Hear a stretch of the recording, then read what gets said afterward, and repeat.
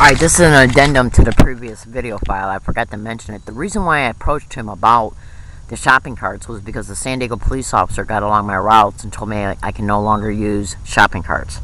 Now, every day when I use a shopping cart, I use them for 2 separate 6-minute walking segments, okay?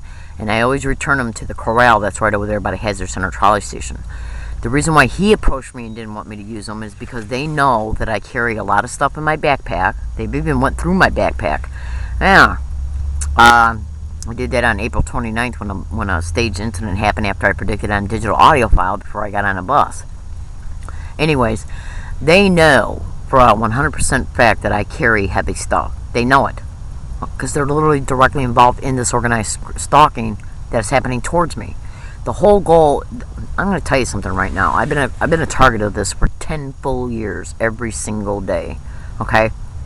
You can go to YouTube and type in John Hall satellite terrorism and listen to all his videos, and he'll flat out tell you that targets are victims of this crime for 10, 20, 30, 40 years, every single day of their lives. Okay? And the point I'm trying to make to you is this, is that what they want to do is wear you out mentally. That's where I got distracted in the other video. And physically, financially, spiritually, physiologically, okay? And since they subject me to sensitization along all of my routes, and they see that's not breaking me down, what they wanted to do was add the physical hardship to it as a result of me not being able to use carts. Then in turn, I would have to walk carrying my backpack and my duffel bag that I carry in my hand. Now, I'm going to tell you something right now. In organized stalking expeditions, they take a profile of a target. They literally get a hold of your medical records, and if you don't believe me, in the manifesto that you can go to Google and find online by typing in a gang stalking tag everything you need to know, it literally flat out states in the manifesto they're connected to Medicare workers. So if you honestly don't think that they can get a hold of your medical records, think again. They know I suffer from migraines that are associated at the back of my neck. Yeah. And my backpack that I carry that comes all the way up to my neck, plus I carry a duffel bag that weighs down one of my arms and my shoulders, yeah, which is directly connected to the neck. And if you've ever had a migraine, you know once you get one of those, you can be incapacitated for up to 4 to 5 days. Yeah. See, in these organized stalking expeditions, the whole goal is to wear you out mentally, physiologically, psychologically, and physically, to wear you down, because that brings you closer to the accumulated stress of breaking down. What is accumulated stress? That would be like if somebody came up to you 50 times in one day and punched you in the shoulder. By the time you got punched the 6th or 7th time, you'd start to get angry. By the 15th time, you're probably ready to hit back. But you can't. By the 30th time, you're really, really, really ready to hit back, but you can't because you feel powerless because you're not allowed to hit back or they'll throw you in jail. Yeah. By the 50th time, you feel totally victimized, powerless, hopeless, and helpless while you're extremely stressed out. And that's what they count on. That's why they have you targeted along all of your routes and subjected to the sensitization tactics constantly to wear you out mentally. Because as a result of you constantly seeing, hearing, and witnessing the non-stop sensitization, your body and your mind are constantly reacting to it. And when they see that this isn't working, on top of as well the electronic harassment isn't working, where they're not making no money off of it, when a target breaks down they exploit the Medicare, when they're not making money off that while being exposed online through videos and blogs, that other people are witnessing, then what they're going to do is try and pick up the campaign where they can box you in to discredit you, including provoking you along your route physically in extremely insightful, provocative incidences where they literally they're literally getting 150-pound to 300-pound men, and some of them they're deliberately using to make it look like that they're mentally ill or down and out. So in case the street theater gets out of control, they can blame it on the guy as being somebody who's already been here and harassed somebody else earlier today, because they don't want it to be seen as gang stalking. See, they know I wear this digital tape recorder.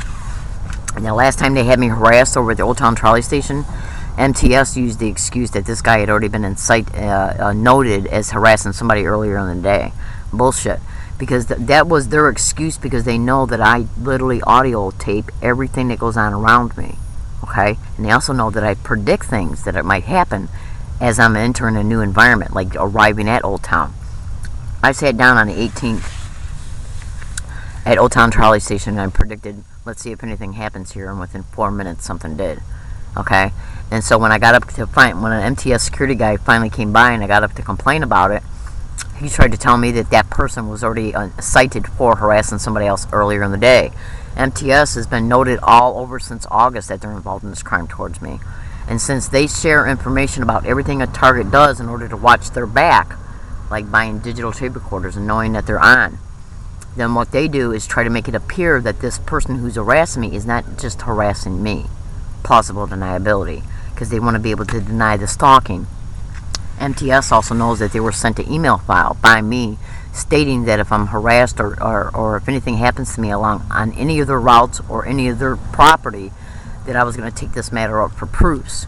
So now what they're doing is allowing the gang stalking, literally staging the street theaters, and then trying to claim that the person who's harassing me was also harassing somebody else, because they don't want to make it look like it's a unique situation that's going on just towards me, because they know I wear this digital tape recorder. They've literally seen me pull it out on the trolley. I literally pulled it out in front of San Diego police officers and told them they were being taped as I was talking to them. So my name is Leslie Williams. I'm in San Diego, California. And this is an addendum to the previous video.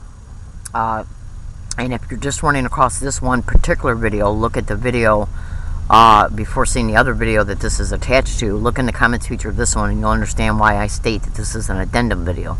This video is part 2 of a 2-part series video that I made in reference to what's happening towards me and how it's happening.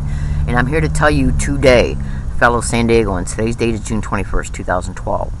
And it's probably about 6:30. And I'm telling you today, when I am along my routes, I am harassed through clever means, sensitization tactics, and I am literally provoked, okay?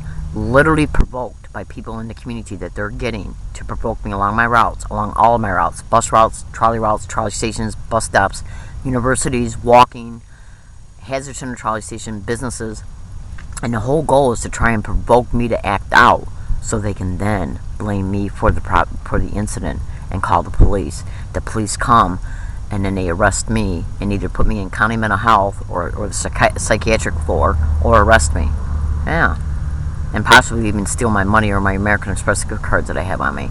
This is all being done towards me for documentation purposes, in order to take the accumulated documentation to take legal custody of me, to exploit my monthly Social Security check, my Medicare, and to exploit me sexually in an organized crime syndicated run group home that the San Diego Police and the District Attorney's Office, the Prosecutor's Office, and I'm sure without a doubt their probate judges and lawyers are connected to.